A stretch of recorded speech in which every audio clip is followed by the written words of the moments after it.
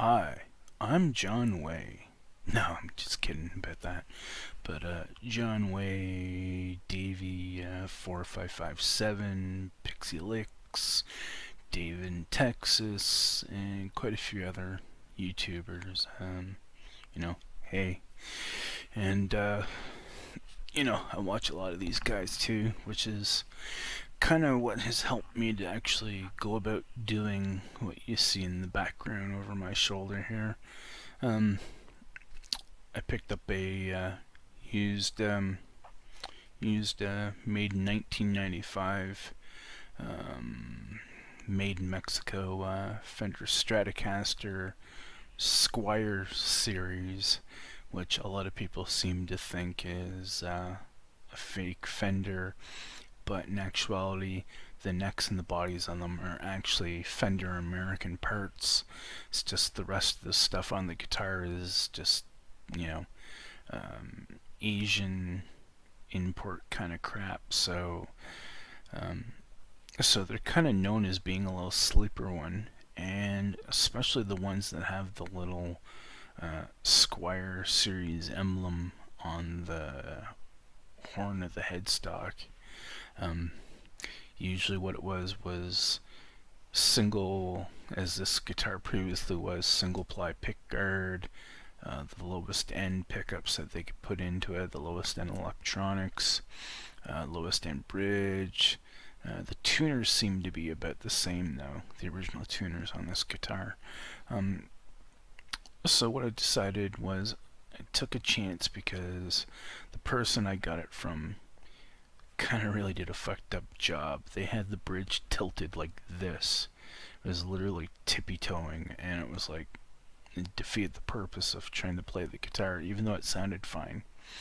So I said I took the chance on the basis that the neck seemed fine and everything else was fine, and once I adjusted the bridge and set it up a little bit better to the best of my knowledge, I then seen that it was fine.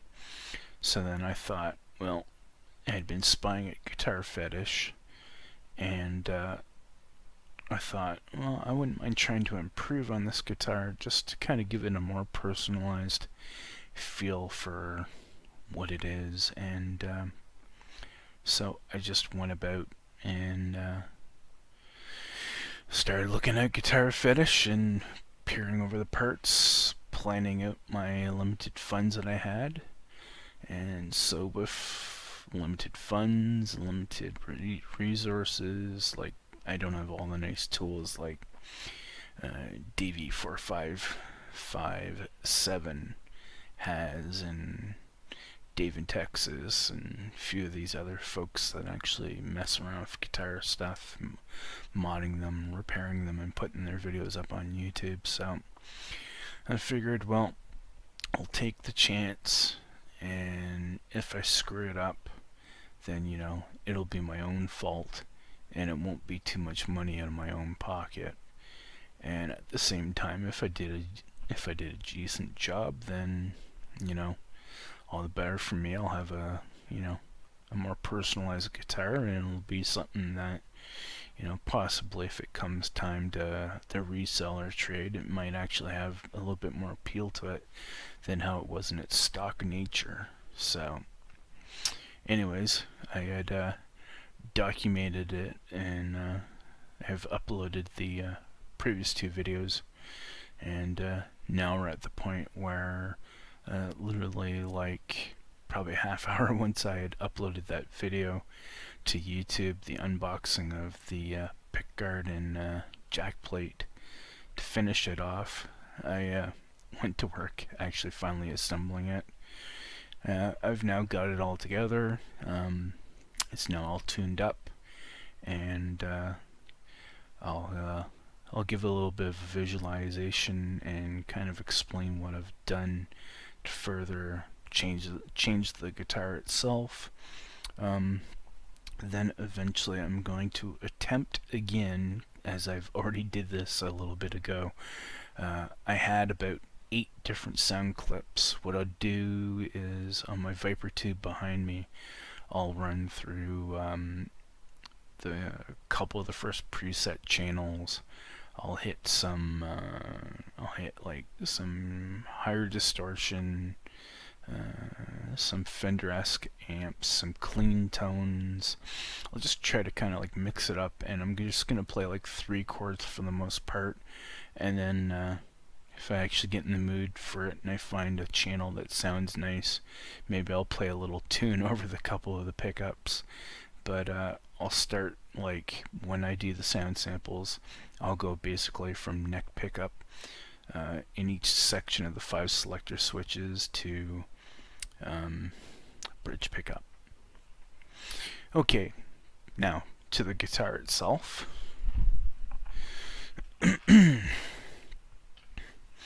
So again, the physical body, there wasn't really anything physically wrong with the body of the guitar itself.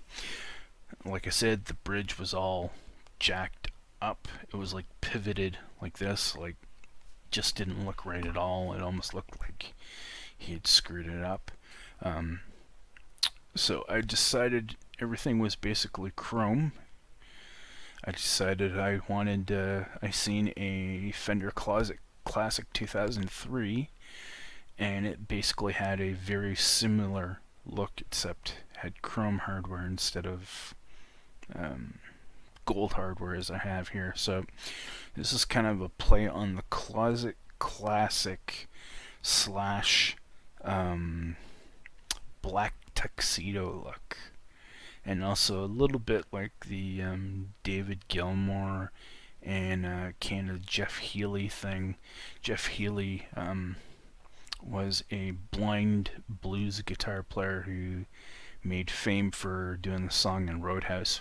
He used a lot of Fenders, and he also used a lot of Squier Strats back in the day, and he played them on his lap, and his guitars were literally all black, including the headstock, the hardware on them.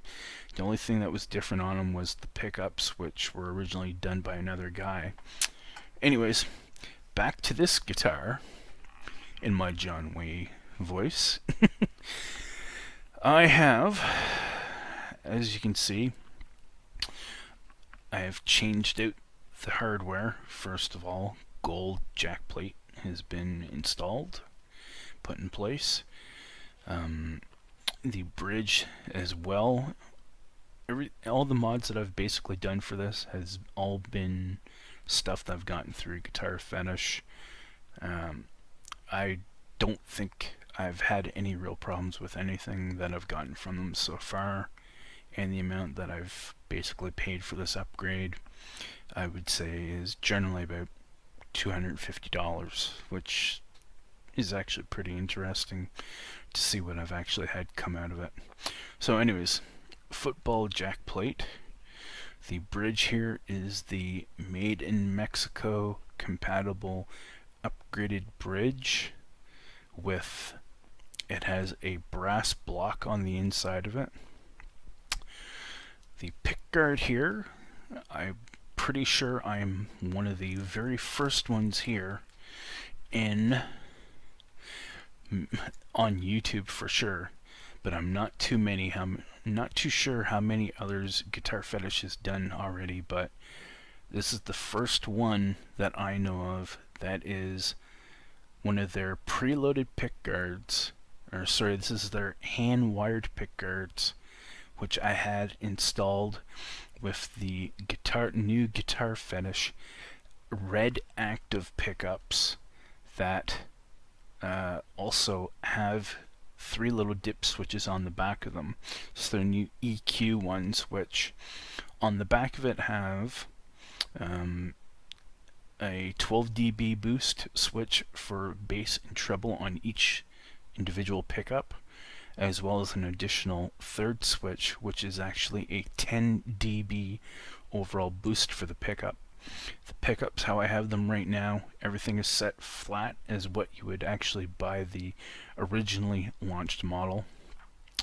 Pickguard had all the hardware assembled. The only thing I had to do was put the jack into the gold jack plate, reconnect the cables to it, add a 9-volt battery, and screw it down, and for the most part I've screwed it down as best as possible.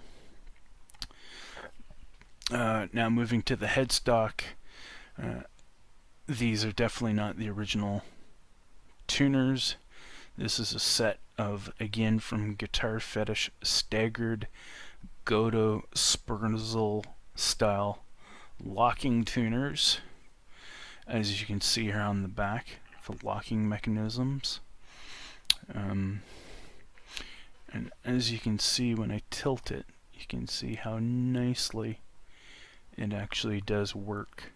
Lines up really nicely. You can see here on the headstock the spot where the actual string tree used to be, but I tried my best to actually get it removed. And I also took the time, as you notice, there's the bit of the tint around the original logo, serial number, and square series. That is because I totally hand sanded this headstock. Took me quite a few hours to do it. So it's totally been hand sanded down. I then took a Minwax semi-gloss polyurethane, and I hand wiped it on for about up to 16 coats, and then eventually I kind of deglossed it a bit on the headstock, but you can still see the gloss effect a bit on the back of the neck and whatnot. Again, I believe that's the stock neck plate. That's the original stock tremolo cover. Everything else about this guitar, other than what I've mentioned, is pretty much stock. I have a little bit of a scuffing here, but I mean, looking at the light here, you can barely see the scuff in the little hump there. The fretboard itself, it probably needs a fret dressing or a fret leveling a little bit, but for the most part, I took basically like a green pad, green Brillo pad thing, or scuff pad. Took the rosewood down initially a little bit, and took a slight bit off, and then I put about 2 applications of lemon oil. And I know everybody says you shouldn't use lemon oil, but I think it did a really good job to get a lot of the crud and dirt off of the fingerboard. Also the neck, when I sanded it, I'm not sure whether it was because I've sanded the neck and maybe sanded it down a little bit, or maybe there was originally a really heavy polyurethane layer on it to begin with, but I noticed since I did the hand sanding of the neck has also been a little bit more smaller, and as you can see, I can grip most of my hand around the neck now. So beyond that, that's basically it. You can't really see the logos on the pickguard. Oh, there we go.